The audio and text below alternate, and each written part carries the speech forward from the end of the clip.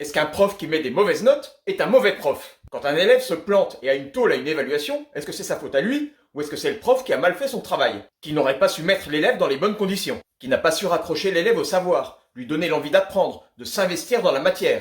Finalement, est-ce que c'est pas un aveu d'échec pour l'élève, mais aussi pour l'enseignant? Quand toute une classe rate les évaluations, il y a un problème.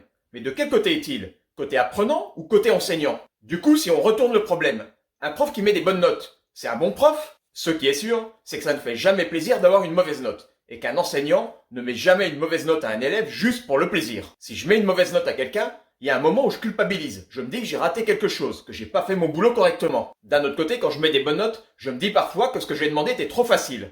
La responsabilité est sûrement partagée. L'élève qui n'a pas assez travaillé et le prof qui n'a pas su adapter sa pédagogie. Et puis il y a la fameuse pression sociale. Les enseignants se sentent obligés, pour être crédibles, de mettre un certain pourcentage de mauvaises notes. Même dans les classes de bon niveau d'ailleurs. C'est ce qu'on appelle la constante macabre. Et oui, un prof qui va ne mettre que des bonnes notes va être perçu comme laxiste, pas très sérieux, voire il achète la paix sociale. Il lui faut donc mettre des notes éparses et il définit inconsciemment un quota de mauvaises notes. Pas facile le métier de prof.